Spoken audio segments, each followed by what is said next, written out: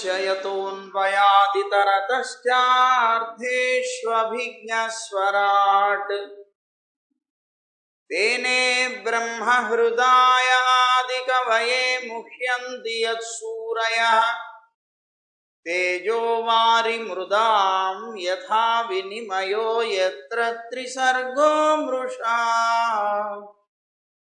धाम्ना स्वेन सदा निरस्तकुहकं सत्यं परं धीमहि धर्मः प्रोज्झितकैतवोऽत्र परमो निर्मत्सराणां सताम् वेद्यं वास्तवमत्र वस्तु शिवदं तापत्रयोन्मूलनम् श्रीमद्भागवते महामुनिकृते किं वा परैरीश्वर सद्यो हृद्यवरुध्यतेऽत्र कृतिभिः शुश्रूषुभिस्तक्षणात् नारायणं नमस्कृत्य नरं चैव नरोत्तमं देवीं सरस्वतीं व्यासं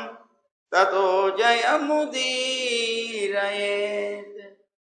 यं प्रव्रजन्तमनुपेतमपेतकृत्यं द्वैपायनो विरहकातर आजुहाव पुत्रेति तन्मयतया तरवोऽभिनेदुः तं सर्वभूतहृदयं मुनिमानतोऽस्मि श्रीमद्भागवतं पुराणतिलकं यद्वैष्णवानां धनं यस्मिन् पारमहंस्यम् एकममलं सत्यं ज्ञानं परं गीयते यत्र ज्ञानविरागभक्तिनैष्कर्म्यमाविष्कृतं निगमकल्पतरोर्गलितं फलं सुखमुखादमृतद्रवसंयुतं पिबत भागवतं रसमालयं मुहुरहो रसिका भुवि भावुका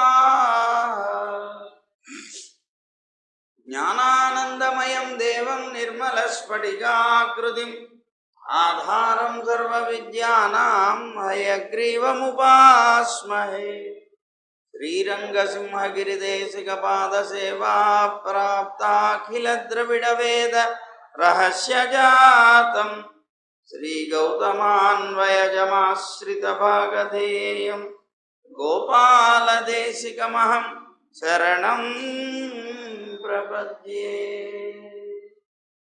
संसारसागरे मग्नं दीनं मां करुणानिधे कर्ममोहगृहीताङ्गं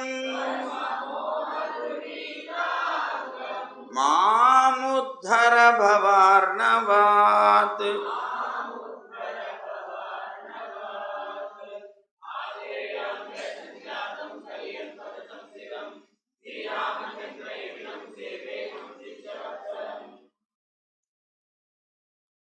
జై గోవింద. ద్వాదశ స్కంధం ప్రారంభం చేసుకుంటున్నాం. ఇవాల్టి ఉదయం కార్యక్రమంలో ఏకాదశ స్కందాన్ని పూర్తి చేసుకున్నాం. అయితే ద్వాదశ స్కందంలో ప్రారంభంలో కలియుగంలో రాబోయేటువంటి రాజవంశాలని గురించి వర్ణిస్తారు. సుగ మహర్షి పరీక్షణ్ మహారాజుతో చెప్తున్నారు, రాజా, నీకు పూర్వం చెప్పాను. పూర్వం అంటే నవమ స్కందంలో చివరన రిపుంజయుడు అనేటువంటి ఒక మహారాజు కథని చెప్పాను నీకు. అతనికి పురంజయుడు అనేటువంటి ఒక నామం కూడా ఇంకొకటి ఉన్నది. అతను జరాసంధుడు అని చెప్పబడేటువంటి అతని యొక్క వంశానికి సంబంధించినటువంటి వాడు, అతని వంశంలో జన్మించినటువంటి వాడు. అయితే అతని యొక్క మంత్రి శునకుడు అని చెప్పబడేటువంటి ఒక వ్యక్తి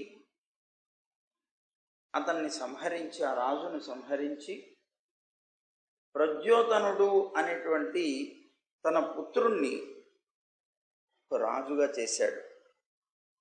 చేస్తాడు. రాబోయే కాలంలో జరగబోయేది ఇది. ఆ తర్వాత ప్రద్యోతనుడి యొక్క పుత్రుడు ఎవరైతే ఉన్నారో అతను పాలకుడు అవుతాడు. ఆ పుత్రుడి యొక్క, ఆ పాలకుని యొక్క, పాలకుడు అని పేరే అతనిది, ఆ పాలకుడు రాజు అవుతాడు. ఆ పాలకుడు యొక్క పుత్రుడు విశాఖయూపుడు అనేటువంటి వాడు ఉన్నాడు, అతను రాజు అవుతాడు. ఆ విశాఖయూపుడి యొక్క పుత్రుడు రాజకుడు అని చెప్పబడేటువంటి వాడు రాజు అవుతాడు. ఇలా క్రమంగా వాళ్ళ యొక్క వంశంలో వీళ్ళు రాజులు అవుతారు. అయితే ఈ రాజకుడు అని చెప్పబడేటువంటి అతనికి నందివర్ధనుడు అని చెప్పబడేటువంటి పుత్రుడు ఒకడు కలుగుతాడు. అయితే ప్రద్యోతన అని పేరు కలిగినటువంటి, ప్రద్యోతనులు అని పేరు కలిగినటువంటి వాళ్ళు సుమారు ఒక 5 రాజులు రాజ్యాన్ని పరిపాలిస్తారు. సుమారు 138 సంవత్సరాలు వీళ్ళందరూ రాజ్యాన్ని పరిపాలిస్తారు. అయితే నందివర్ధనుడు అనేటువంటి ఎవడైతే ఉన్నాడో అతనికి శిశునాగుడు అనేటువంటి వాడు పుత్రుడవుతాడు. ఆ శిశునాగుడికి కాకవర్ణుడు, కాకవర్ణుడికి క్షేమధర్ముడు, క్షేమధర్ముడికి క్షేత్రజ్ఞుడు జన్మిస్తారు. ఆ క్షేత్రజ్ఞుడికి విధిసారుడు, విధిసారుడికి అజాతశత్రువు, అజాతశత్రువుకి దర్భకుడు, దర్భకుడికి అజయుడు అనేటువంటి వాళ్ళు జన్మిస్తారు. అయితే ఆ అజయుడికి నందివర్ధనుడు, నందివర్ధనుడికి మహానంది జన్మిస్తాడు. పరీక్షిత్ మహారాజా, కలియుగంలో శిశునాగ సంజ్ఞకులైనటువంటి ఈ 10 రాజులు ఎవరైతే ఉన్నారో వాళ్ళందరూ సుమారు 360 సంవత్సరాలు రాజ్యాన్ని పరిపాలిస్తారు. ఆ తర్వాత మహానందికి ఒకానొక చతుర్థవర్ణపు స్త్రీతోటి సంబంధం కలిగి, ఆమె వల్ల క్షత్రియ వినాశకుడైనటువంటి వాడు, అలాగే మహాపద్మాధిపతి అయినటువంటి వాడు నందుడు అనేటువంటి ఒక బలవంతుడైనటువంటి రాజు పుడతాడు. అప్పటి నుంచి రాజులందరూ కూడా చతుర్థవర్ణం వారు అవుతారు, అధార్మికులవుతారు. అయితే మహాపద్మపతి అయినటువంటి నందుడు ఉన్నాడే, అతను అపర పరశురాముళ్లాగా అప్రతిహతమైనటువంటి ప్రభావంతో ఏకఛత్రాధిపత్యాన్ని చేస్తాడు. చాలా అద్భుతంగా రాజ్యాన్ని పరిపాలిస్తాడు. అతనికి సుమాల్యుడు మొదలైనటువంటి 8 సంతానం కలుగుతారు. వాళ్ళు సుమారు 100 సంవత్సరాలు రాజ్యాన్ని పరిపాలిస్తారు. అయితే చాణక్యుడు అని చెప్పబడేటువంటి ఒక బ్రాహ్మణుడు ఈ నందుణ్ణి, అతని యొక్క 8 పుత్రుల్ని, మొత్తం అందరినీ కూడా చంపేస్తాడు చాణక్యుడు. అతని తర్వాత మౌర్య వంశ రాజులు కలియుగంలో పృథ్వీని పరిపాలిస్తారు.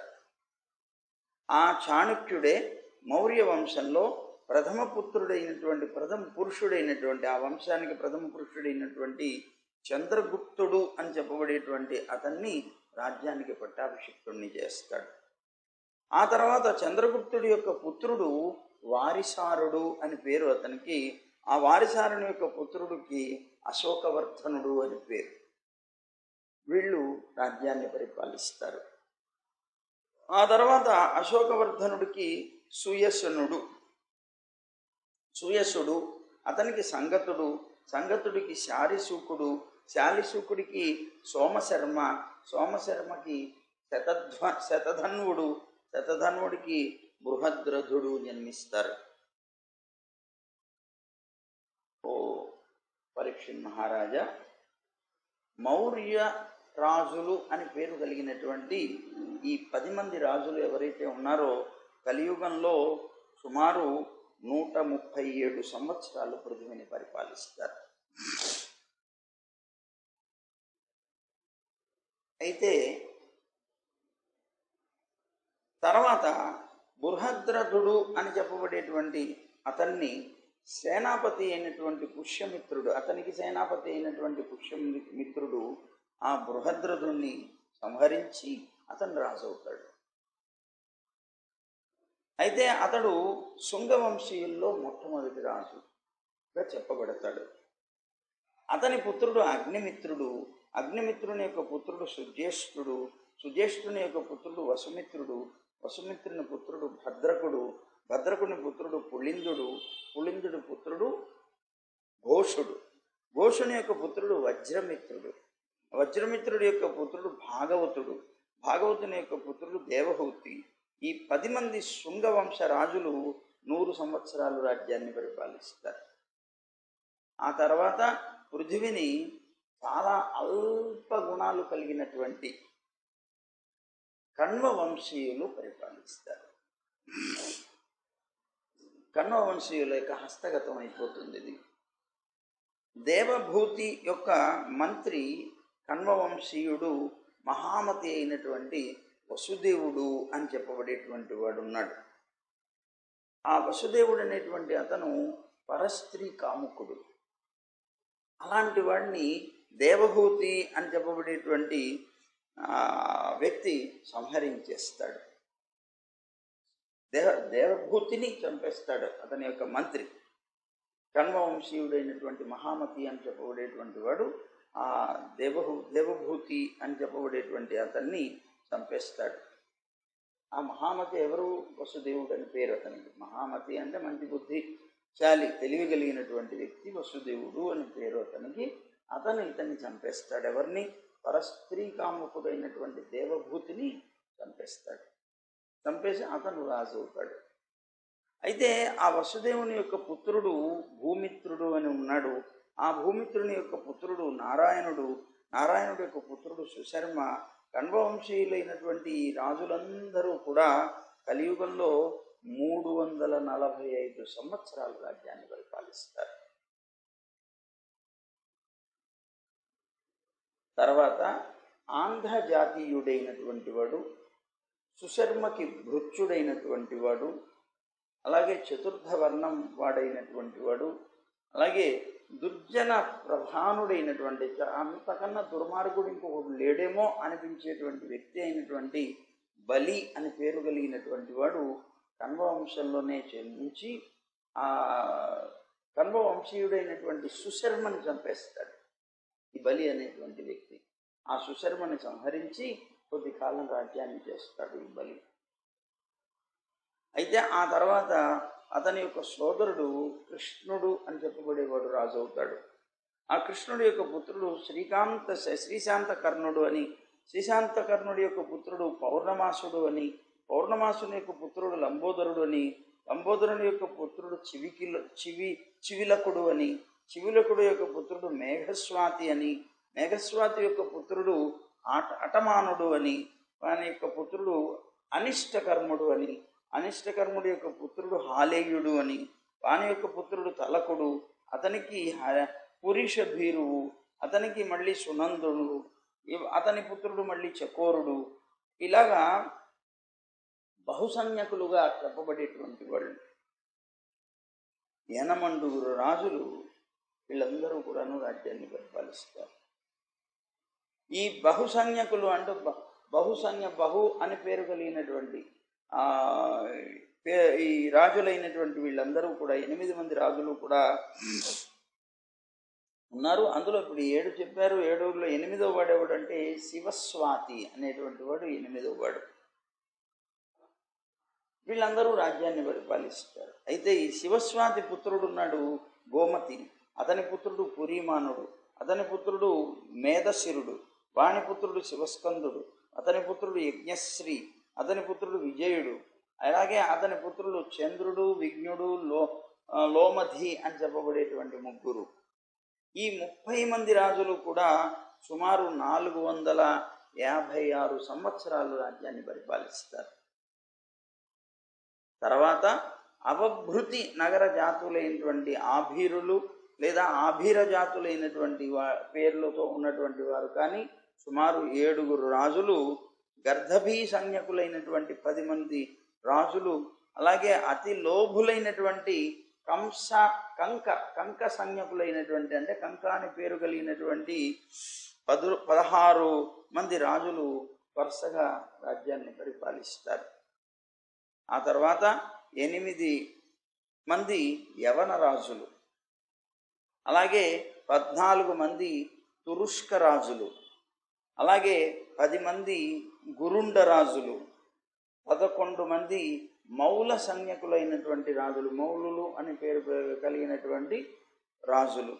అలాగే మౌల రాజులే కాకుండా ఆభీరులు మొదలైనటువంటి 65 రాజులు 1099 సంవత్సరాలు పరిపాలిస్తారు రాజ్యాన్ని. 1099 సంవత్సరాలు. అలాగే 11 మౌల నరపతులైనటువంటి వాళ్ళు 300 సంవత్సరాలు రాజ్యాన్ని పరిపాలిస్తారు. వాళ్ళందరూ చనిపోయిన తర్వాత, నశించిపోయిన తర్వాత భూతనందనుడు, వంగిరి, శిశునంది, అతని యొక్క సోదరుడైనటువంటి యశోనంది, ప్రవీరకుడు అనేటువంటి వారు కిలకిల అనేటువంటి పురాన్ని సుమారు 106 సంవత్సరాలు పరిపాలిస్తారు. అనే పురం కలిగినటువంటి రాజ్యాన్ని పరిపాలిస్తారు. వెనక చెప్పబడినటువంటి నందాదులైనటువంటి రాజులకి బాహ్లికులు అనేటువంటి పేరుతో సుమారు 13 మంది సంతానం కలుగుతారు. ఆ తర్వాత అంటే బాహ్లికుల తర్వాత పుష్పమిత్రుడు అనేటువంటి రాజు, అతని పుత్రుడు దుర్మిత్రుడు, దేశీయులైనటువంటి 7, అలాగే కోసల దేశీయులైనటువంటి 7, విదూర దేశాధిపతులు, నిషధ దేశాధిపతులు ఒకే సమయంలో భిన్న భిన్న ఖండరాజ్యాల్లో రాజ్యాన్ని ఏలుతారు. ఖండాలుగా చేసుకొని ఒక్కొక్క ముక్కని వాళ్ళు పరిపాలన చేస్తారు. ఆ తర్వాత పురంజయుడు అనేటువంటి పేరుతో ప్రసిద్ధి చెందినటువంటి విశ్వస్ఫూర్జనుడు అనేటువంటి వాడు మాగధులకి రాజై బ్రాహ్మణాది వర్ణాలన్నింటినీ కూడాను మ్లేచ్ఛతుల్యులైనటువంటి పుళ్ళింద, యదు, మద్రకాదులు అని చెప్పబడేటువంటి హీన జాతులుగా మార్పు చేస్తాడు. బ్రాహ్మణాది క్షత్రియ ఇవేవైతే ఉన్నాయో వర్ణాలు వాటన్నిటినీ కూడా మ్లేచ్ఛులుగా మార్చేస్తాడు. ఆ దుర్మతి అయినటువంటి వాడు, మహాబలుడైనటువంటి వాడు, విశ్వస్ఫూర్జుడు అనేటువంటి వాడు రాజ్యంలో ఎక్కువగా 3 వర్ణాల కంటే వేరైనటువంటి ప్రజల్ని ఎక్కువగా నిలుపుతాడు. క్షత్రియుల్ని సంహరిస్తాడు. పద్మావతి అనేటువంటి నగరంలో నివసించి గంగాద్వారం నుంచి ప్రయాగ దాకా ఉండేటువంటి రాజ్యాన్నంతటిని కూడా తాను పరిపాలిస్తాడు. ఆ తర్వాత సౌరాష్ట్రులు, అవంతులు, ఆభీరులు, సూరులు, అర్బుదులు, అలాగే మాలవ దేశీయులైనటువంటి బ్రాహ్మణులు, క్షత్రియులు, వైశ్యులైనటువంటి వారు, అలాగే రాజులు, వాళ్ళతో పాటుగా రాజులు అందరూ కూడాను ఉపనయన రహితులైపోతారు. ఉపనయన సంస్కారం లేనటువంటి వాళ్ళందరూ చతుర్థవర్ణ ప్రాయులైపోతారు. ఆ తర్వాత వేదాచార రహితులైనటువంటి, అసలు వేదాచారం అనేటువంటిది లేనటువంటి మ్లేచ్ఛులు ఎవరైతే ఉన్నారో వాళ్ళు చతుర్థవర్ణం వారు, సంస్కారచ్యుతులైనటువంటి, సంస్కారం నుంచి పూర్తిగా జారిపోయినటువంటి బ్రాహ్మణ జాతీయులు, అలాగే వీళ్ళందరూ కూడా సింధు తీరంలో చంద్రభాగా తీరాన్ని, కౌంతిని, కాశ్మీర మండలాన్ని అనుభవిస్తారు. వీళ్ళందరూ కూడా అయితే మ్లేచ్ఛప్రాయులైనటువంటి ఈ రాజులు ఒకే కాలంలో అనేకమైనటువంటి భూఖండాలలో రాజ్యాన్ని చేస్తూ ఉంటారు. వీరంతా అధార్మికులే, అసత్యపరాయణులే, అల్పమైనటువంటి దానశీలత కలిగినటువంటి వారు, ప్రచండమైనటువంటి కోపంతో కూడినటువంటి వారు అవుతారు. ఆ సమయంలో స్త్రీలు, బాలురు, గోవులు, ద్విజులు వీళ్ళందరినీ కూడాను చంపేస్తారు వాళ్ళు. పరస్త్రీ, పరధనం వీటన్నిటినీ కూడా అపహరిస్తారు వాళ్ళు. అలాగే బాగా ఆనందంతో మొత్తెక్కి ఏదో బాగా దుఃఖంతో దుఃఖిస్తూ ఉండేటువంటి వాళ్ళుగా ఉంటారు. అల్పమైనటువంటి వీర్యం కలిగిన వాళ్ళు అవుతారు. అల్పమైనటువంటి ఆయుష్ కలిగినటువంటి వారు అవుతారు. గర్భధానాది సంస్కారహీనులు అవుతారు. యజ్ఞాది క్రియలు అసలు ఉండనే ఉండవు. అలాగే పూర్తిగా రజోగుణం తమోగుణంతో కూడిన వాళ్ళు అయి ఉంటారు, నిండిన వాళ్ళు అయి ఉంటారు. వీళ్ళు క్షత్రియ రాజ రూపులైనటువంటి మ్లేచ్ఛులు అయినటువంటి వీళ్ళందరూ కూడా ప్రజల్ని చాలా పీడిస్తారు. వారికి ఆశ్రితులైనటువంటి ప్రజలు కూడా వారి ఆచారాల యందు, భాషా విషయాల యందు అభిజ్ఞులైపోతారు. అంటే వాళ్ళ యొక్క ఆచారాలు, వాళ్ళ భాషల్నే వాళ్ళవిగా చేసుకొని జీవించవలసినటువంటి స్థితి ఏర్పడుతుంది. పరస్పరంగాను రాజుల చేతను, అంటే వాళ్ళల్లో వాళ్ళు అలాగే రాజుల చేత పీడింపబడినటువంటి వాళ్ళై నశిస్తారు అని రాబోయేటువంటి కలియుగంలో ఇలా జరుగుతుంది, ఇలా పరిపాలన చేస్తారు అనేటువంటి ఒక విషయాన్ని చెప్పుకుంటూ వచ్చారు. ఆ తర్వాత సుఖమహర్షి అంటున్నారు కదా, రాజా, ఆ తర్వాత బలవంతమైనటువంటి కలి ప్రభావం చేత, చాలా బలమైనటువంటిది కలి, ఆ కలి ప్రభావం వలన ప్రతి దినము కూడా మానవుల యొక్క ధర్మం, సత్యం, శౌచం, క్షమ, దయ, ఆయువు, బలం, స్మృతి ఇవన్నీ కూడా నష్టపోతాయి, మొత్తం నశించిపోతాయి. కలియుగంలో ధనమే మానవుల యొక్క పుట్టుక యొక్క, ఆచారాల యొక్క, గుణాల యొక్క ఉత్కర్షని తెలియజేస్తుంది. అందుకే ధనమిదం మూలం జగత్. వాడు ధనవంతుడైతే చాలు, వాడు చాలా ఉత్తమ జన్మ కలవాడు, వాడు ఎవరైనా కావచ్చు. వాడి యొక్క ఆచారాలు లేకపోయినా కూడా ధనవంతుడైతే చాలు, వాడు మహా ఆచార సంపన్నుడుగానే భావిస్తారు. వాడి దగ్గర ఒక్కటి మంచి గుణం లేకపోయినా ధనవంతుడైతే చాలు మహాగుణవంతుడుగా భావిస్తారు. వాడి ఇవన్నిటికీ ఉత్కర్షని తెలియజేసేది ఒక్క ధనమే అవుతుంది కలియుగంలో. అలాగే ధర్మంలో కానీ, న్యాయంలో కానీ, దానికి సంబంధించినటువంటి వ్యవస్థలో బలమే కారణమవుతుంది. బలం కలవాడిదే ధర్మం, బలం కలవాడిదే న్యాయం. కలియుగంలో ఇలా ఉంటుంది. అలాగే దాంపత్య భావమే పరస్పర అనురాగం అవుతుంది. అంటే గృహస్థాశ్రమ ధర్మాన్ని పాటిస్తూ జీవించడమే అనురాగం. అంతే. ఇంకా అనురాగం అంటే అనురాగానికి సంబంధించింది ఏమి ఉండదు అక్కడ. వాడు గృహస్థుడై ఉన్నాడంటే చాలంటే వాళ్ళు అనురాగంతో బతుకుతున్నారు అని అనుకోవడమే. అంతే, అలా అయిపోతుంది. అలాగే క్రయం, విక్రయం మొదలైనటువంటి కొనడం, అమ్మటం అనేటువంటి వ్యవహారాల్లో, అలాంటి విషయాల్లో కాపట్యం ఎక్కువగా ఉంటుంది, కపటత ఎక్కువగా ఉంటుంది. అమ్మిన, కొన్న మొదలైనటువంటి వాటిలో కపటాన్ని చేస్తారు. అలాగే స్త్రీ పురుషుల్లో వీళ్ళు ఉత్తములు అని నిర్ణయం చేయబడేటువంటిది వాళ్ళ యొక్క గృహస్థాశ్రమ ధర్మంలో వాళ్ళు పాటించేటువంటి సౌఖ్యాన్ని బట్టి చెప్తారు. అలాగే బ్రాహ్మణత్వాన్ని నిర్ణయం చేయడంలో యజ్ఞోపవీతం ఒక్కటే కారణమవుతుంది. యజ్ఞోపవీతం ఉంది అంటే వాడు బ్రాహ్మణుడు అనుకునేటువంటి రీతిని పొందుతుంది కలియుగం. బ్రాహ్మణత్వానికి తగినటువంటి ఆ గుణాలు కానీ ఇవేమీ కూడా దాంట్లోకి రావు. యజ్ఞోపవీతం ఉన్నదా, వాడు బ్రాహ్మణుడు. ఇప్పుడు చాలా కొన్ని సంప్రదాయాల్లో యజ్ఞోపవీతం వేసి వాళ్ళకి బ్రాహ్మణత్వాన్ని కల్పిస్తున్నారు. యజ్ఞోపవీతం ఉంటే వాళ్ళకి బ్రాహ్మణత్వం వచ్చేసినట్లే అని భావిస్తున్నారు.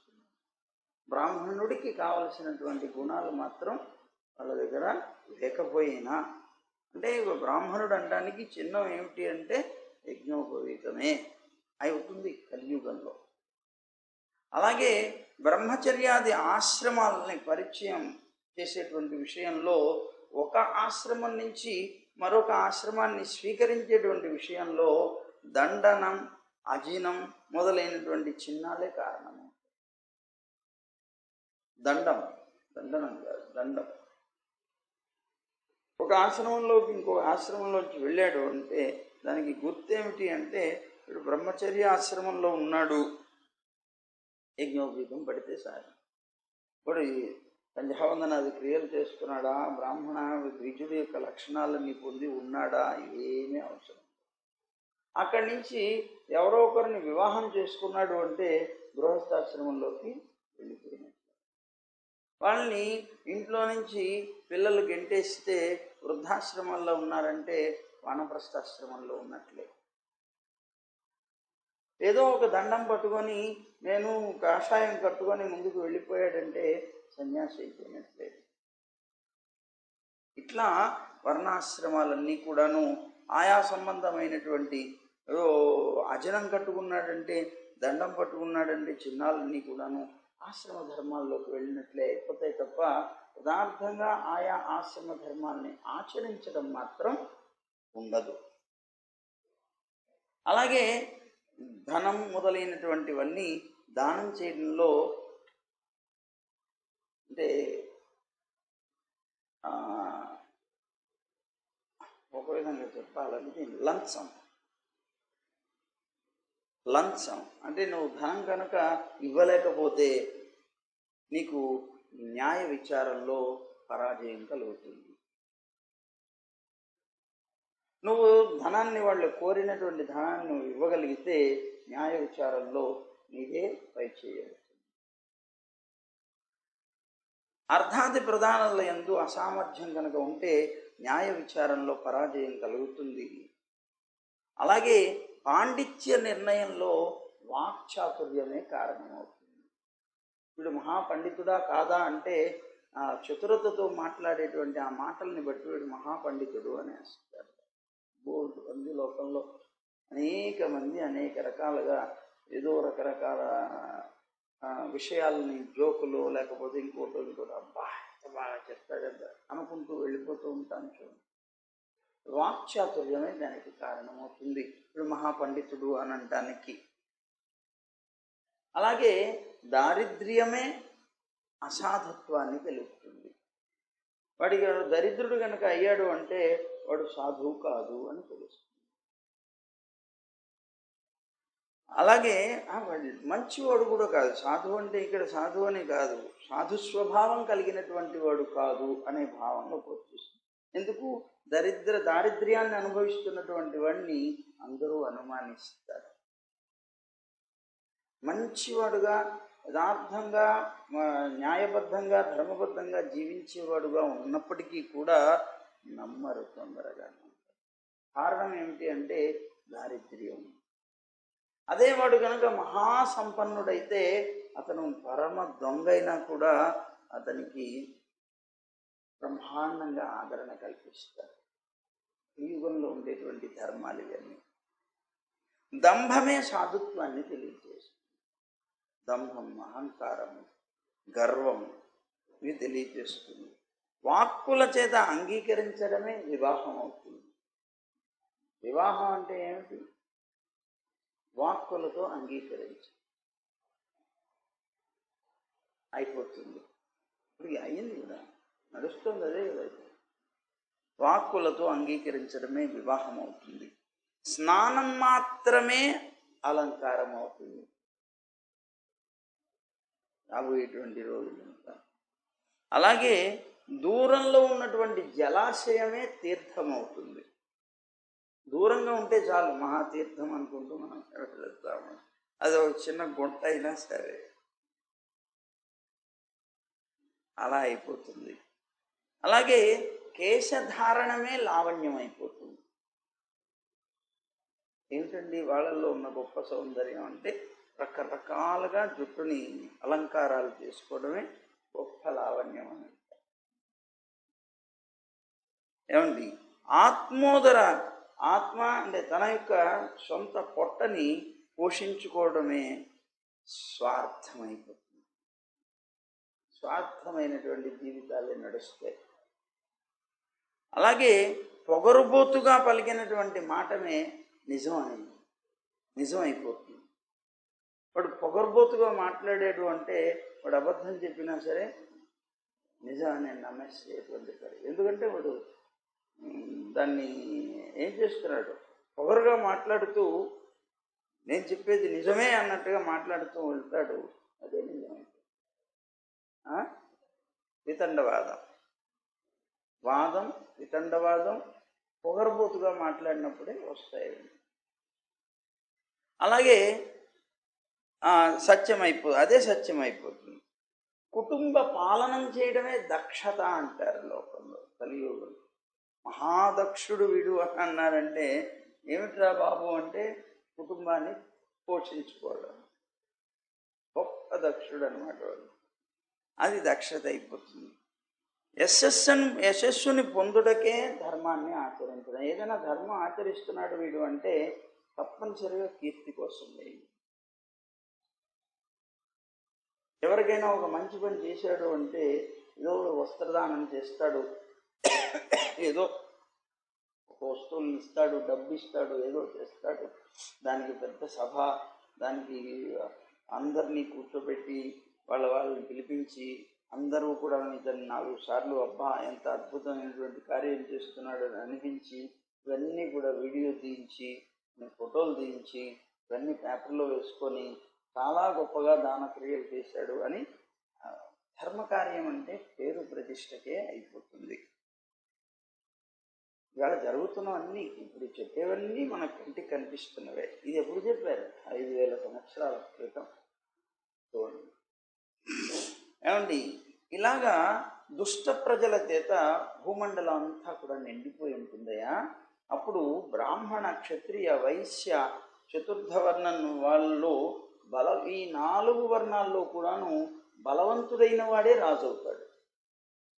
ఎవరైనా కావచ్చు, బలం గలవాడే రాజు. అలాగే నిర్దయులు, లోభులు, చోరులు, ధర్మరతులైనటువంటి రాజుల యొక్క ప్రజల యొక్క అంటే చౌర్య ధర్మం, ధర్మరతులు అంటే మామూలు ధర్మం, చౌర్య ధర్మరతులైనటువంటి వాళ్ళు అంటే దొంగతనం అనేటువంటి తనంలో చాలా గొప్పగా ప్రీతి కలిగినటువంటి వాళ్ళు అయినటువంటి రాజులు ప్రజల యొక్క స్త్రీలను, ప్రజల యొక్క ధనాన్ని లేదా ప్రజల యొక్క స్త్రీలని, ధనాల్ని వీటన్నిటినీ కూడా హరించడంలో మంచి నేర్పు కలిగినటువంటి వారు అయి ఉంటారు. ఏ విధంగా ప్రజల నుంచి మనం ధనాన్ని అపహరించవచ్చు అని. అప్పుడు ఆ సమయంలో వీళ్ళందరూ ఆ స్త్రీలని, వాళ్ళ యొక్క ధనాల్ని హరిస్తూ ఉంటే ఆ ప్రజలు దిక్కులేని వారై పర్వతాలని, అరణ్యాలని పట్టుకొని వాటికి వెళ్ళిపోతారట, పారిపోతారట. వాళ్ళందరూ వాటిని ఆశ్రయిస్తారట. వారు కరువుల చేత, రాజకీయాలైనటువంటి పన్నుల చేత, అంటే రాజుల చేత పన్నులు వేయబడి ఆ పన్నుల చేత పీడితులైపోతారు. అయిపోయి శాఖామూలాలు ఏవైతే ఉంటాయో వాటిని, అంటే దుంపలు గంపలు అవి, అలాగే మాంసం, అలాగే అడవి తేనె, పుష్పాలు, ఫలాలు, గింజలు ఇలాంటివే తిని బ్రతుకుతారట. చివరికి అనావృష్టి చేత వీళ్ళందరూ కూడా నశించిపోతారు. మానవులందరూ కూడా చలి, ఎండ మొదలైనటువంటి వాటి వల్ల, వర్షం వల్ల, మంచు వల్ల, పరస్పరం వివాదాల వల్ల, మరి వాటి కోసం అవి దొరకనటువంటివి అయినప్పుడు వాటిని పొందడం కోసం ఒకళ్ళొకళ్ళు కొట్టుకుంటూ ఉంటారు. ఆకలి దప్పుల వల్ల, వ్యాధుల వల్ల, దిగులు వల్ల, బాధల వల్ల నశిస్తారు. ఇవన్నీ పొందుతారు. ఎప్పుడు దిగులు, చింత, ఏదో ఒకటి, ఇవేమీ లేకుండా ప్రశాంతంగా బ్రతకగలిగేటువంటి వాడు ఉండడు. కలియుగంలో మానవులకి 50 సంవత్సరాలు మాత్రమే పరమాయువుగా ఉంటుందిట. 100 సంవత్సరాలు కూడా కాదు, 50 సంవత్సరాలు మాత్రమే పరమాయువు ఉంటుంది. కలిదోషం వల్ల ప్రాణుల యొక్క దేహాలన్నీ కూడా క్రమంగా క్షీణించిపోతాయి. కలియుగంలో ఉండేటువంటి మానవుల యొక్క శరీరాలన్నీ క్షీణించిపోతాయి. చూడండి, ఆ యుగాలకు సంబంధించినటువంటి పరిమాణం వేళ లేదు. నెమ్మదిగా తగ్గిపోతుంది. ఆ రోజుల్లో 12 అడుగులు ఉండేవారు, తర్వాత 6 అడుగులు 7 అడుగులు అలా వచ్చి ఈవేళ వచ్చేప్పటికే 5 అడుగులు ఉంటే గొప్ప. 5 అడుగులకి కొద్దిగా పాయింట్లు వస్తే గొప్ప. ఇట్లాంటి రీతి ఇది రాను ఇంకా తగ్గిపోతుంది అన్నమాట. చివరికి ఏదో చెట్టుకి నిచ్చెన వేసుకొని ఎక్కేటువంటి పరిస్థితి కూడా వస్తుందిట అని అంటుంటారు. సరే, మొత్తం మీద క్రమంగా క్షీణించిపోతుంది. అలాగే వర్ణ ఆశ్రమ పరాయణులైనటువంటి మానవుల యొక్క వేదోక్తమైనటువంటి ధర్మాలన్నీ నశించిపోతాయి. వాళ్ళ బుద్ధికి తోచినటువంటిదే ధర్మము అని భావించి ఆయా ధర్మాన్నే లోకాల్లోకి వ్యాప్తి చేసి వాటినే అందరి చేత ఆచరింపచేస్తూ వెళ్ళిపోతారు తప్ప వేదంలో చెప్పబడినటువంటి ధర్మాన్ని ఎవరు కూడా పాటించేవాళ్ళు ఉండరు. అవి నశించిపోతాయి. ధర్మంలో పాషండత ఎక్కువగా పెరుగుతుంది. ధర్మంలో పాషండత అంటే నాస్తికత పెరుగుతుంది. ధర్మాన్ని ఎప్పుడు కూడా ఎవరు నమ్మే ప్రయత్నం చేయరు. దాన్ని ఒక చాదస్తమైనటువంటి విషయంగానో దాన్ని అలా తీసిపారేస్తారు. నాస్తికత్వాన్ని ఎక్కువగా పెంచుతారు. ఇప్పటికే దగ్గర చాలా మటుకు అలాగే ప్రశ్న అయిపోయి ప్రతి వాళ్ళు అలాగే వాదన చేస్తారు. ధర్మ విషయంగా గుర్తించి వైదికమైనటువంటి దీన్ని రక్షించుకోవాలనే ప్రయత్నం మాత్రం ఎవరు చేయరు. ఎందుకు చేయాలి, దాన్ని ఎందుకు చేయాలి, ఇలాగే ఎందుకు చేయాలి, ఇలా ఎందుకు చేయకూడదు అంటూ అనవసరమైనటువంటి వాద ప్రతివాదాలతోటి ఆ ఉన్నటువంటి వైదిక విధానాన్ని భ్రష్టు పట్టిస్తారు. పూర్తిగా నాస్తికవాదంతో అని అన్నారు. అలాగే రాజులు అందరూ కూడాను దొంగలే అవుతారు. రాజులందరూ కూడా దొంగలవుతారు. దొంగలవటం అంటే ప్రజల నుంచి అన్నీ అపహరిస్తారు. ప్రజలకి ఇవ్వాలి అనేటువంటిది కాదు, ప్రజల నుంచి అపహరించడమే ప్రధానమని భావిస్తారు. అలాగే మానవులు చౌర్యం, అసత్యం, వృధాహింస మొదలైనటువంటి దుష్కర్మల చేత జీవిస్తారు. అంటే ఈ మానవులందరూ కూడా దొంగతనాలు ఎక్కువగా చేస్తారు, అసత్యం ఎక్కువ మాట్లాడతారు. ఎప్పుడు ఎవరి నోట్లో నుంచి వచ్చినా మొట్టమొదట అబద్ధం వస్తుంది. ఆ తర్వాత వృధాగా అవసరం లేకపోయినా కూడా ఇతరులని హింసించేటువంటి కార్యంలో ఉంటారు. అంటే ధర్మరక్షణ కోసం కాకుండా అధర్మ రక్షణ కోసంగా ప్రవర్తిస్తారు. ఇలాంటి దుష్కర్మల చేత జీవిస్తారు. వర్ణాలన్నీ కూడా చతుర్థ వర్ణ ప్రాయాలైపోతాయి. ధేనువులు అంటే ఆవులు అన్నీ కూడాను తక్కువ పాలనిచ్చేటువంటి మేకల్లాగా అయిపోతాయి. మేకలు ఎలాగైతే తక్కువ పాలన ఇస్తాయో గోవులన్నీ కూడాను అలాగే తక్కువ పాలనిచ్చేవి అయిపోతాయి. అందుకనే చూడండి, ఇవాళ రోజుల్లో నాటు గోవులు 1 లీటర్ కన్నా ఎక్కువ ఇవ్వదు, అలా అయిపోతాయి.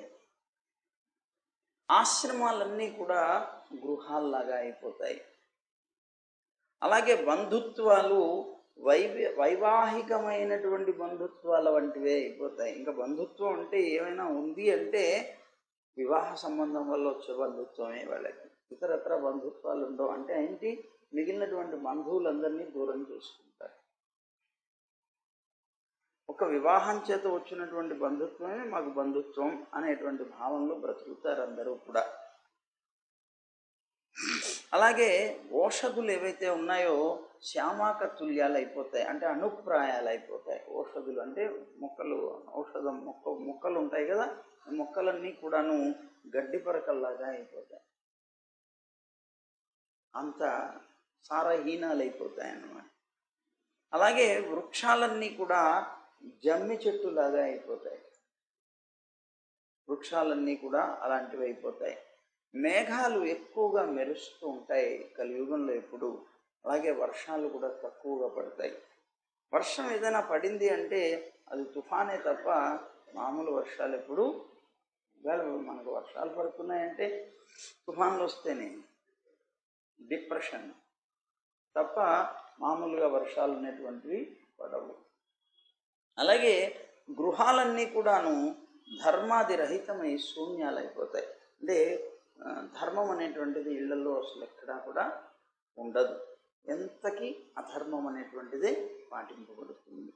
ధర్మ సంబంధమైనటువంటి విషయాలు పాటించవలసి వచ్చినప్పుడు ఇంట్లో ఉండేటువంటి రేపు పుట్టబోయేవాడు, పుట్టినవాడు, పెరిగినవాడు అందరూ కూడాను ప్రశ్నించేవాళ్ళే అవుతారు.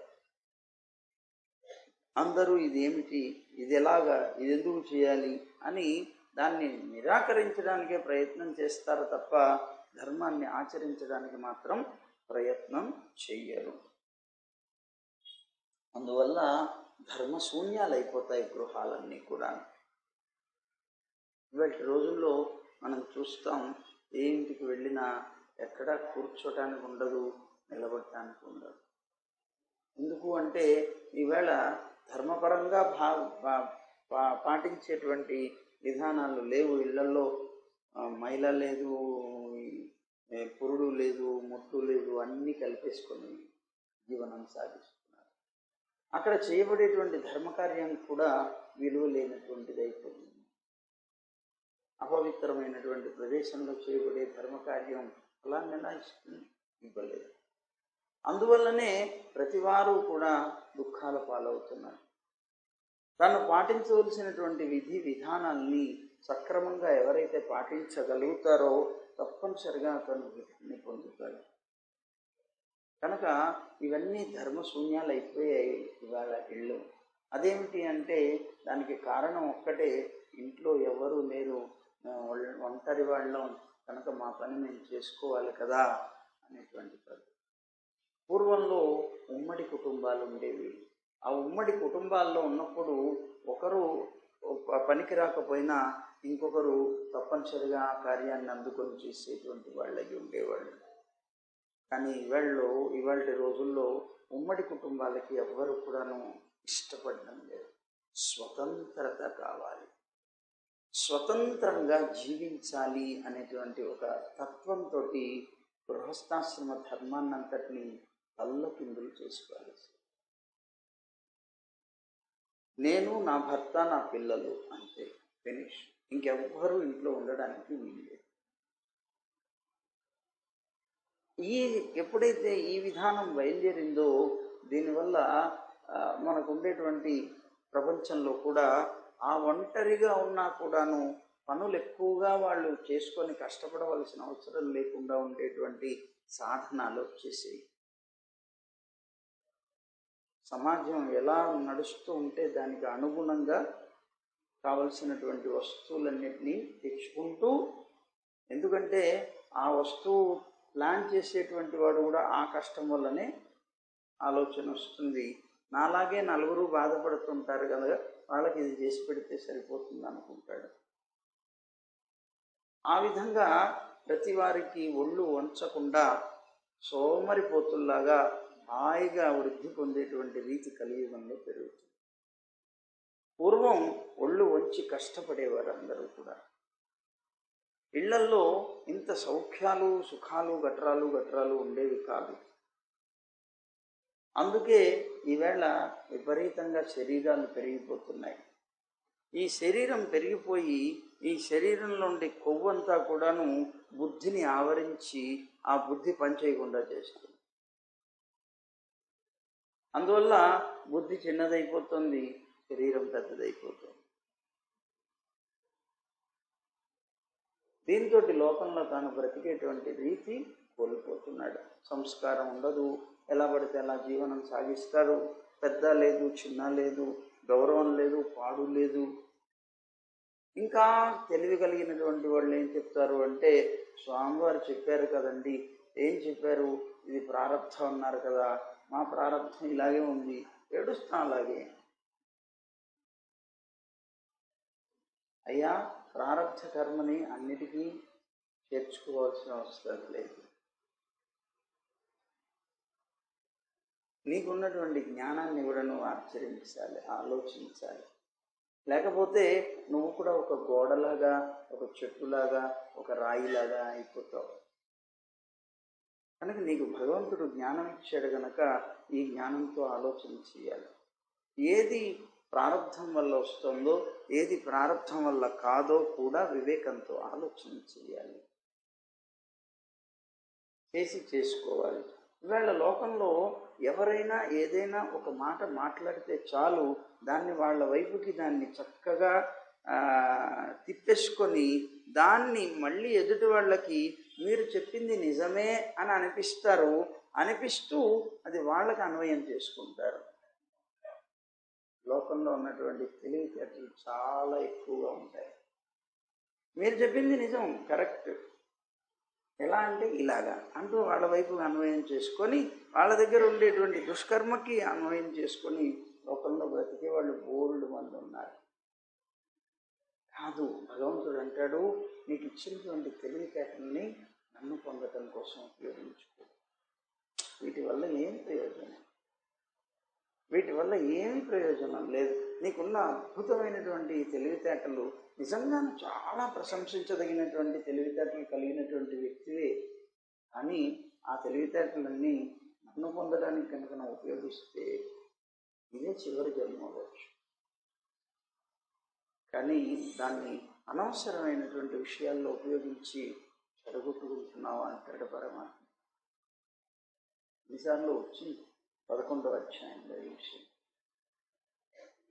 అట్లా కాకుండా చక్కగా ఈ గృహాలన్నీ కూడా ధర్మం అనేటువంటిది పూర్తిగా పోతుంది. జనులందరూ కూడా ఈ కలియుగంలో గాడిదల్లాగా దుస్సాహస్వభావం కలిగి ఉంటారు. అస్సలు సహించలేరు దేన్ని కూడా. ఓర్పు అనేది ఉండదు లోకంలో. చూడండి, ఓర్పు ఉండదు అస్సలు. కొద్దిగా ఎట్లా ఉంటుంది అంటే, నేను మనసులో ఇలా అనుకున్నానంటే అది వచ్చి పడక్కన పడిపోవాలి, మీద ముందు పడిపోవాలి. దానికోసం నేను ఎదురు చూడాలి అనేటువంటి భావన కూడా ఉండదు. ఆ పాటి ఓర్పు కూడా ఉండదు. అంత భయంకరమైనటువంటి రీతిలో గాడిదల్లాగా దుస్వభావం అంటే దుస్సహ స్వభావం కలిగినటువంటి, అసలు సహించలేనటువంటి రీతిలో ఉండేటువంటి వాళ్ళు అవుతారట. ఇక కలియుగానికి అవసాన కాలం వచ్చినప్పుడు, కలియుగం ఇలా ఇలా ఇలా ఇలా నడిచి చివరికి వచ్చేస్తే అప్పుడు సాక్షాత్తు పరమాత్మ ధర్మరక్షణ కోసం అని సత్వగుణంతో అవతరిస్తారట. పరమాత్మ యొక్క అవతారం కలియుగ అంతంలో నడుస్తుంది. దేనికోసం అవతరిస్తారట? సాధువుల యొక్క కర్మ విముక్తి కోసం. సాధువుల యొక్క కర్మ విముక్తి కోసం, ధర్మరక్షణ కోసం. చరాచర గురువు అయినటువంటి పరమాత్మ, సర్వాంతర్యామి అయినటువంటి ఆ పరమాత్మ సాక్షాత్తు నారాయణుడు ఆవిర్భవిస్తారట. ఎక్కడ ఆవిర్భవిస్తారు, ఎలా ఆవిర్భవిస్తారు అంటే, శంభల అనేటువంటి ఒక గ్రామంలో పుడతారట. అది ఎక్కడున్నది? ఆ హిమాలయ పర్వతాల్లో. ఆ హిమాలయ పర్వతాల్లో శంభల అనేటువంటి గ్రామంలో పుట్టినటువంటి సత్పురుషులలో శ్రేష్ఠుడైనటువంటి విష్ణుయేసుడు అని పేరు కలిగినటువంటి ఒక బ్రాహ్మణుడి యొక్క గృహంలో కల్కి అనేటువంటి పేరుతో నారాయణుడు అవతరిస్తాడట కలియుగ అంతంలో. ఎక్కడ? శంభల అనేటువంటి ఒక గ్రామంలో. ఆ గ్రామంలో నివసిస్తున్నటువంటి ఒక బ్రాహ్మణుడు, ఆ బ్రాహ్మణుడి పేరేంటి? విష్ణుయేసుడు అని చెప్పబడేటువంటి ఆ బ్రాహ్మణుడి యొక్క గృహంలో కల్కి అనేటువంటి పేరుతోటి సాక్షాత్తు నారాయణుడు ఆవిర్భవిస్తారట. అష్టైశ్వర్యాలతో కూడుకున్నటువంటి వాడై, సాటిలేని కాంతి కలిగినటువంటి వాడై, జగదీశ్వరుడైనటువంటి ఆ కల్కి అనేటువంటి రూపంతో వచ్చిన నారాయణుడు దేవదత్తమని పేరు కలిగినటువంటిది, అసాధువులందరినీ కూడాను సంహరించగలిగేటువంటిది, శీఘ్రంగా పరిగెత్తగలిగేటువంటి ఒక అశ్వాన్ని అధిరోహిస్తారట. అంటే ఆయన వాహనం అశ్వవాహనం. అలాగే మంచి వేగంగా పరిగెట్టగలిగేటువంటి ఆ అశ్వంతో భూమండలం అంతా కూడాను తిరుగుతూ అతని యొక్క ఆయుధం ఖడ్గం. ఆ ఖడ్గం చేత కపట కపట రాజవేషధారులైనటువంటి వాళ్ళు ఎవరైతే ఉన్నారో వాళ్ళందరినీ కూడా, అలాంటి దొంగలైనటువంటి రాజులందరినీ కూడాను చంపి పారేస్తారు, నరికి పారేస్తారు. ఇలా దస్యులైనటువంటి వారందరూ కూడా సంహరింపబడగా సాక్షాత్తు నారాయణుడు తాను వెళుతూ ఉంటే ఆయన యొక్క శరీరం నుంచి వచ్చేటువంటి అద్భుతమైనటువంటి పరిమళాలు, చందన అంగరాగాదులైనటువంటి సౌరభం, ఆ పరిమళాలతో అద్భుతంగా కూడాను అంతటా వ్యాపిస్తుందట వాయువు చేత. ఎప్పుడైతే అలా వాయువు చేత వ్యాపించిందో ఆ సౌరభం చేత లోకంలో అప్పుడు ఉన్నటువంటి ప్రజలు ఎవరైతే ఉన్నారో వాళ్ళ అందరి యొక్క చిత్తాలు, మనస్సులన్నీ పవిత్రమైపోతాయి ఆయన యొక్క శరీరం నుంచి వచ్చేటువంటి పరిమళాలతో పవిత్రతని పొందుతాయిట. సత్వమయమైనటువంటి విగ్రహం కలిగినటువంటి సాక్షాత్తు నారాయణుడు హృదయంలో ఉంచుకున్నటువంటి ఆ నారాయణుణ్ణి ఎవరైతే హృదయంలో పెట్టుకోగలుగుతారో వాళ్ళకి ఉత్తమ సంతానం కలుగుతుందిట. ఆ సమయంలో ఆ రూపం నుంచి వచ్చినటువంటి పరిమళాలన్నీ కూడాను పిలిచి పవిత్రమైనటువంటి హృదయాలు కలిగినటువంటి వారై ఆ కల్కి అంటే ఆ పరమాత్మ యొక్క స్వరూపాన్ని వారి యొక్క హృదయాల్లో పెట్టుకొని ఆరాధించగలిగినటువంటి వ్యక్తులు ఎవరైతే ఉంటారో వాళ్ళందరికీ కూడా ఉత్తమ సంతానం కలుగుతుందిట. ధర్మానికి రక్షకుడై కల్కి రూపంలో ఉన్నటువంటి నారాయణుడు ఏ సమయంలో అయితే అవతరిస్తాడో ఆ సమయం సత్యయుగం అవుతుంది, అంటే కృతయుగం అవుతుంది. అప్పుడు సాత్వికులైనటువంటి ప్రజలు సృష్టింపబడతారు. ఆయన యొక్క చెప్పారు కదా, ఆయన యొక్క శరీరం నుంచి వచ్చినటువంటి పరిమళం చేత అందరూ కూడాను పవిత్రమవుతారట. అక్కడి నుంచి సాత్వికము అనేటువంటి గుణం వృద్ధి పొందుతుంది. ఆ సత్వమయమైనటువంటి వృద్ధితోటి వాళ్ళందరూ కూడా కృతయుగంలో జీవనం సాగిస్తారు. అంటే పరమాత్మ అవతారం ఎప్పుడైతే వస్తుందో అప్పటి నుంచి కృతయుగం వస్తుంది. పరమాత్మ ఎప్పుడైతే వెళ్ళిపోయారో అప్పటి నుంచి కలియుగం వచ్చింది. మళ్ళీ పరమాత్మ అవతరించినప్పుడు కృతయుగం వస్తుంది. చంద్రుడు, సూర్యుడు, పుష్య నక్షత్రం, బృహస్పతి ఇవన్నీ కూడా ఒకే సమయంలో ఒకే రాశిలో కలిసి ఉన్నటువంటి సమయాన్ని సత్యయుగం అంటారు, కృతయుగం అంటారు. ఇవన్నీ ఒకే రాశిలో ఒకే సమయంలో ఎప్పుడైతే చేరతాయో చంద్రుడు, సూర్యుడు, పుష్య నక్షత్రం, బృహస్పతి అంటే గురువు, వీళ్ళందరూ కూడా ఒకే సమయంలో ఒకే రాశిలో కలిసి ఉండేటువంటి సమయం సత్యయుగ ప్రారంభానికి నాంది. అక్కడి నుంచి సత్యయుగం ప్రారంభం అవుతుంది. ఓ రాజా, చంద్రవంశం, సూర్యవంశాల్లో ఏ రాజులైతే గతించారో, వెళ్ళిపోయారో, ఎవరు ప్రస్తుతం ఉన్నారో, ఎవరు ముందు వస్తారో వాళ్ళందరి యొక్క కథని నేను చాలా సంక్షేపంగా నీకు చెప్పాను. నువ్వు పుట్టిన దగ్గర నుంచి సుఖ మహర్షి పరీక్ష మహారాజుతో చెప్తున్నారు, నువ్వు పుట్టిన నాటి నుంచి మహానంది సుతుడైనటువంటి నందరాజు యొక్క రాజ్యాభిషేక కాలం వరకు కూడా సుమారు 1115 సంవత్సర కాలం పట్టింది.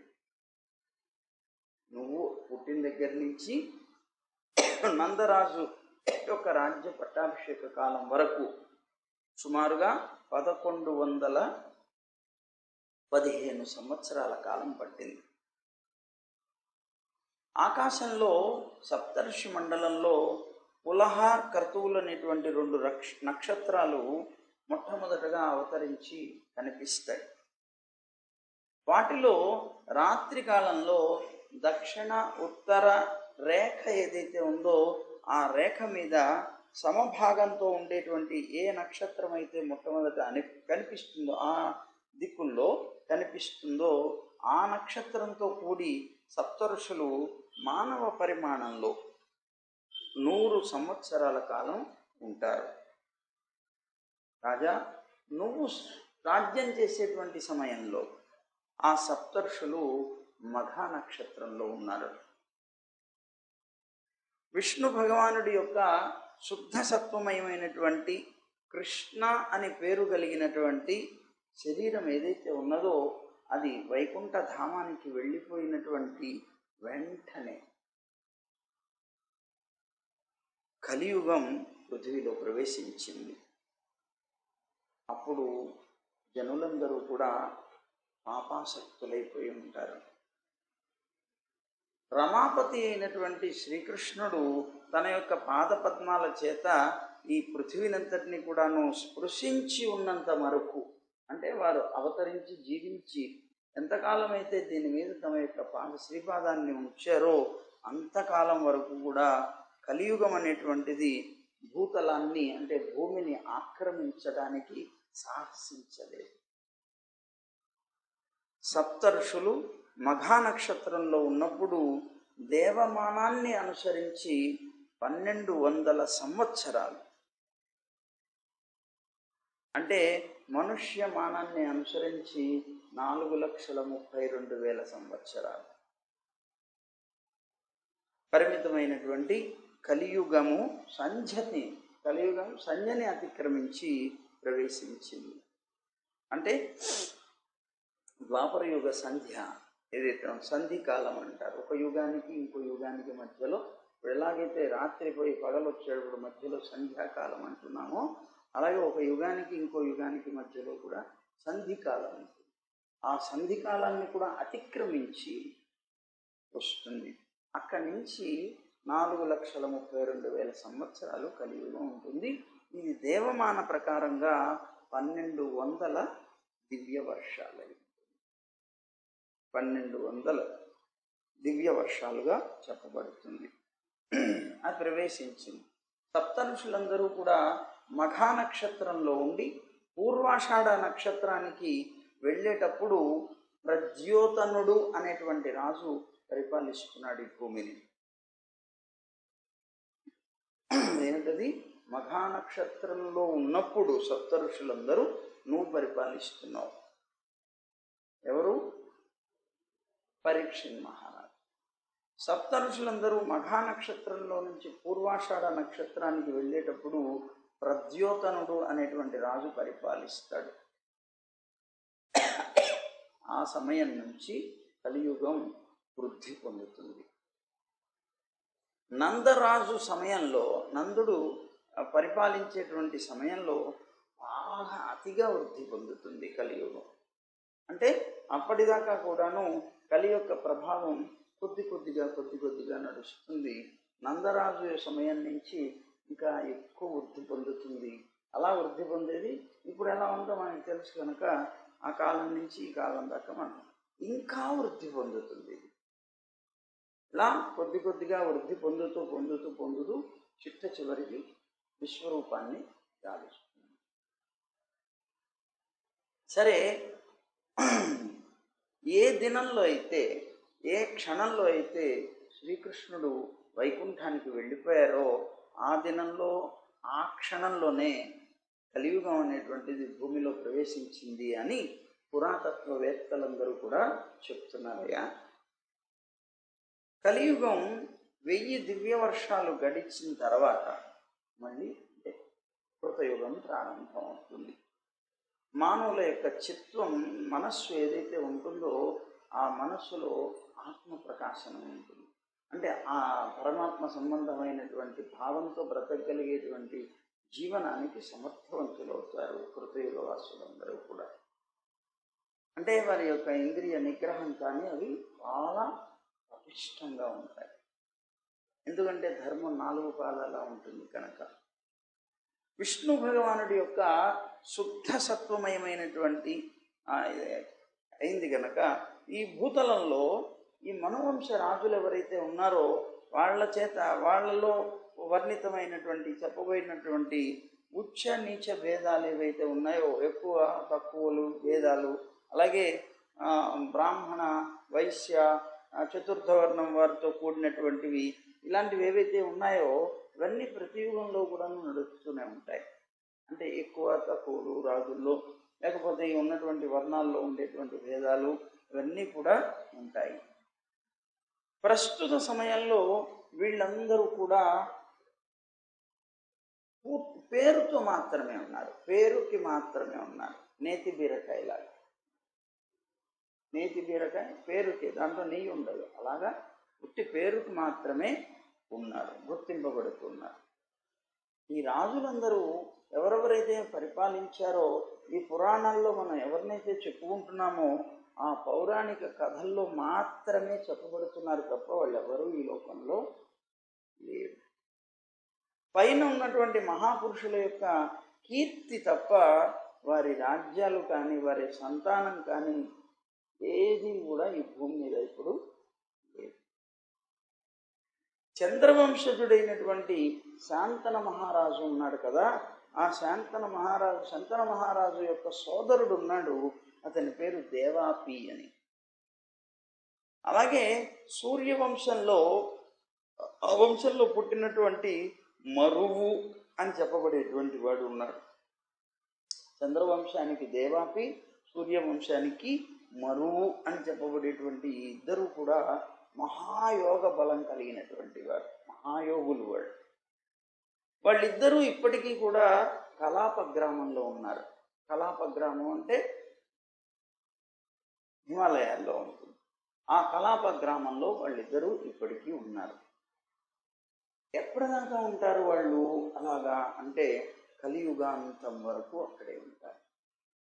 కలియుగాంతంలో కృతయుగం ఎప్పుడైతే ఆరంభిస్తుందో అప్పుడు వాళ్ళిద్దరూ కూడా భగవంతుడైనటువంటి నారాయణుడి యొక్క ఆదేశాన్ని పుచ్చుకొని ఈ లోకంలో మళ్ళీ వర్ణాశ్రమ వ్యవస్థనంతటినీ కూడాను వాళ్ళు ప్రచారం చేస్తారు. ఆ చంద్రవంశీయుడైనటువంటి దేవాపి లేకపోతే సూర్యవంశీయుడైనటువంటి మరువు వాళ్ళ ద్వారా మళ్ళీ చంద్రవంశం అలాగే సూర్యవంశం వృద్ధి పొందుతాయి. వృద్ధి పొంది మళ్ళీ ధర్మం అనేటువంటిది నిలదొక్కుంటుంది వారి వల్ల. అలాగే కృత, త్రేత, ద్వాపర, కలియుగాలు 4 కూడా నిరంతరం ప్రాణుల్లో ప్రవర్తిల్లుతూనే ఉంటాయి. ఆ యుగ ధర్మాలు జీవుల్లో కనిపిస్తూనే వెళ్తూ ఉంటాయి. ఇంతకుముందు చెప్పబడినటువంటి రాజులు కానీ ఇతర బ్రాహ్మణాది కుల సంభూతులైనటువంటి మానవులు కానీ ఈ పృథువి మీద కొద్ది కాలం మమకారం కలిగినటువంటి వారి ఉండి ఆ తర్వాత భూమిని వదిలిపోయి వెళ్ళిపోయిన వారే. వాళ్ళకున్నటువంటి ఆయుష్ ఎంత, ఆయుష్ కాలం ఎంతైతే ఉంటుందో అంతకాలం దీని మీద మమకారంతో బతికారు. తర్వాత దీన్ని వదిలేసి వెళ్ళిపోయారు. రాజు అని పేరు కలిగినటువంటి వ్యక్తి, ఆ పేరుని ధరించినటువంటి దేహం కూడా నశించిపోయిన తర్వాత వీడు ఒకప్పుడు రాజు, చాలా అందరినీ శాసించాడు, అద్భుతమైనటువంటి సుఖభోగాలను అనుభవించాడు అని ఆ రాజు అనే పేరు కలిగినటువంటి ఆ శరీరం కూడా, ఆ శరీరాన్ని జీవుడు వదిలేసిన తర్వాత క్రుముల చేత అలాగే పక్షుల చేత తినబడేటువంటి శరీరమే అయి ఉన్నాడు. ఏ వ్యక్తి కూడా ఇలాంటి అనిత్యమైనటువంటి దేహం కోసమని ప్రాణాలని హింసించడు బుద్ధిమంతుడైన వాడు. అలా హింసిస్తాడో అతడు ఏమాత్రము కూడా తన యొక్క ప్రయోజనాన్ని తాను తెలుసుకోలేనటువంటి అజ్ఞానిగానే గుర్తించాలంటున్నాడు. వాడు అసలు పరమార్థం అనేటువంటిది తెలుసుకోలేడు. ఎందుకంటే అతనికి ఆ పరమార్థం ఎలాగైతే తెలుసుకోలేడో అతను వచ్చేటువంటి ఫలం కూడా అలాంటిదే, ఈ నరకంలో పడతాడు అంటున్నాడు. అఖండమైనటువంటి ఈ పృథివిని వాడు ఏమనుకుంటాట, అఖండమైనటువంటి ఈ పృథివిని నా పూర్వజులైనటువంటి మహానుభావులు రక్షించారు. అలా రక్షించబడినటువంటి దీన్ని నా పరిపాలనలో ఇప్పుడు అది ఉన్నది, నేను పరిపాలిస్తూ రక్షిస్తున్నాను. నా తర్వాత మళ్ళీ దీన్ని నా పుత్రులు, నా పౌత్రులు, నా వంశజులు అందరూ కూడాను అనుభవిస్తారు అనేటువంటి ప్రయత్నంతో మానవుడు మమత్వ జ్ఞానాన్ని భూమి మీద పెట్టుకుంటాడు. అలా పెట్టుకొని తన జీవనం సాగిస్తాడు. కానీ అజ్ఞానులైనటువంటి మానవులు ఈ పృథివీ, జల, తేజ, ఆకాశ రూపమైనటువంటి ఈ శరీరం ఏదైతే పంచభూతాత్మకమైనటువంటి ఈ శరీరం ఏదైతే ఉన్నదో దాన్ని ఆత్మరూపంగా భావిస్తారు కనుక సుఖభోగాలన్నీ నేనే అనుభవిస్తున్నాను అనుకుంటారు అజ్ఞానం చేత. పృథివిని నిజమైనటువంటి తన వస్తువుగా భావిస్తారు. పృథివిని, భూమిని నా ఆస్తి అనుకుంటారు. అలాగే పంచభూతాత్మకమైనటువంటి నశించిపోయే ఈ శరీరాన్ని నేను అని భావిస్తారు. నేను, నాది అనేటువంటి భావనతో తిరుగుతారు, జీవిస్తారు. తర్వాత రెండింటినీ వదిలేసి వెళ్ళిపోతారు. నేను అనుకునే శరీరం మిగలదు, నాది అనుకునే భూమి అతనితో వెళ్ళదు. ఇలా రెండింటినీ వదిలేసి లోకాంతరానికి వెళ్ళిపోతారు. రాజా, పూర్వకాలంలో చాలా గొప్ప ప్రభావం చేత రాజ్యాన్ని అనుభవించినటువంటి రాజులందరూ కూడా ఇప్పుడు అలా నాది నాది నాది అనుకొని దీన్ని ఇంకా వృద్ధి పొందించాలనుకొని, విస్తృతం చేయాలనుకొని, ఒకళ్ళతో ఒకళ్ళు యుద్ధాలు చేసుకొని చంపి ఇలాంటి అనేక రకాల అకృత్యాలు చేసి జీవించినటువంటి ఆ రాజులు ఇప్పుడు ఎవరైనా ఉన్నారా? వాళ్ళు పురాణాల్లో చెప్పబడే పేర్లు మాత్రమే అయి ఉన్నారు కదా. పౌరాణిక కథల్లో కథమాత్రాలుగానే వాళ్ళ యొక్క జీవితాలు మిగిలే కానీ వాళ్ళు ఉన్నారు కదా. వాళ్ళకి సంబంధించినటువంటి ఇతరమైనటువంటి గుర్తులు ఏమీ కూడా ఈ భూమి మీద లేవు అని సుఖ మహర్షి పరీక్షణ్ మహారాజుకి చెప్పి అధ్యాయాన్ని ముగించారు. రేపు మీరు ముందు చెప్తారు. సర్వం గోవింద జయ జయ గోపాల జయ జయ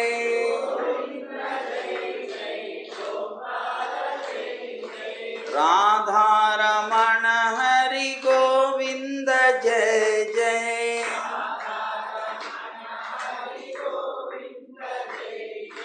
గోవింద జయ జయ గోపాల జయ జయ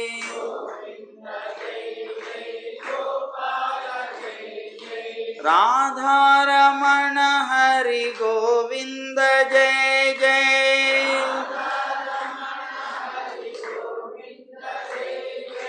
గోదారమణ హరి గోపాల జయ జయ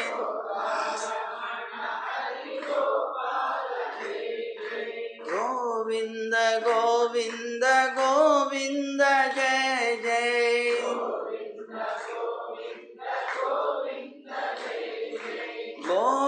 గోవర్ధనోద్ధార గోవింద జయ జయ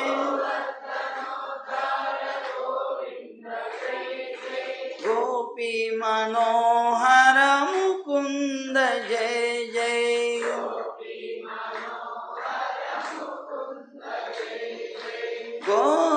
గోవర్ధనోద్ధార గోవింద జయ జయ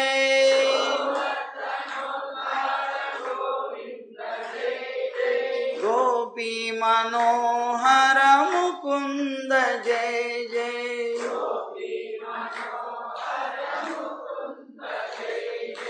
గోవింద జయ జయ గోపాల జయ జయ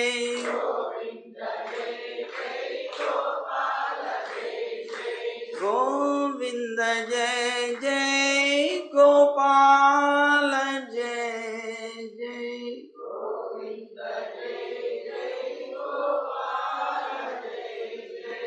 జయ గోవింద జయ జయ గోవింద జయ జయ జయ గోవింద